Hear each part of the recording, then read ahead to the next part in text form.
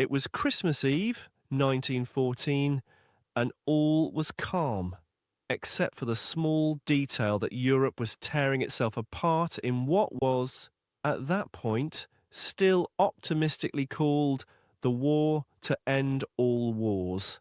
Trenches stretched from the North Sea to Switzerland, soldiers sat knee-deep in mud. And the general mood was somewhere between, please send socks, and why are we doing this again? Enter the British and German troops on the Western Front, young, exhausted, freezing, and deeply over this whole killing each other for abstract political reasons hobby. And then something truly bizarre happened. No, they didn't get reassigned to a beach holiday in Italy. They stopped shooting each other for a whole day, voluntarily. Yes, in a war famous for poison gas, bayonets, and generals confusing humans for cannon fodder, a spontaneous ceasefire broke out. Because Christmas, let's back up. December 1914 was the first winter of the war.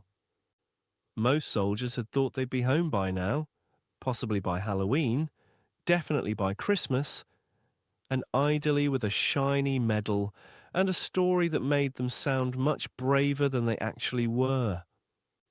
Instead, they were spending the holidays in frozen ditches with trench foot, rats, and a daily game of Dodge the Sniper.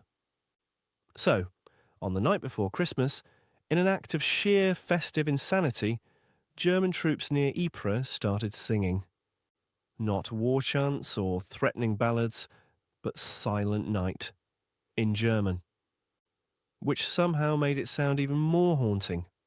And then the British, who probably hadn't expected carols from the other side of no man's land, joined in, also singing, in English.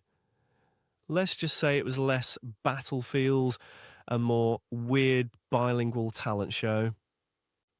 By morning, both sides were out of their trenches, meeting in the middle like some surreal battlefield version of a school dance. They exchanged handshakes, cigarettes, buttons, sausages, and awkward smiles. Some swapped hats. Others took photos together because nothing says wartime trauma like a souvenir snapshot with the guy who might try to kill you tomorrow. There are reports of makeshift football matches, yes, actual soccer games, on the blood-soaked fields of Flanders. Of course, the Germans claim they won 3-2, which the British immediately disputed. Because even if you're temporarily not at war, you are still competitive. The French weren't quite as festive, probably because the Germans were trampling through their country. So their reaction was more, "What is wrong with you people?" than, "Let's build snowmen with the enemy." Now, before you start picturing this as a feel-good Hallmark movie, remember, the brass hated this. High command on both sides practically had a meltdown when they heard their soldiers were fraternizing instead of fighting. Some generals issued strict orders forbidding future outbreaks of human decency, because heaven forbid anyone relates to the people they're supposed to be murdering. In the days following, the war went right back to its usual business of mass casualties, bad decisions, and mud. The truce didn't last long.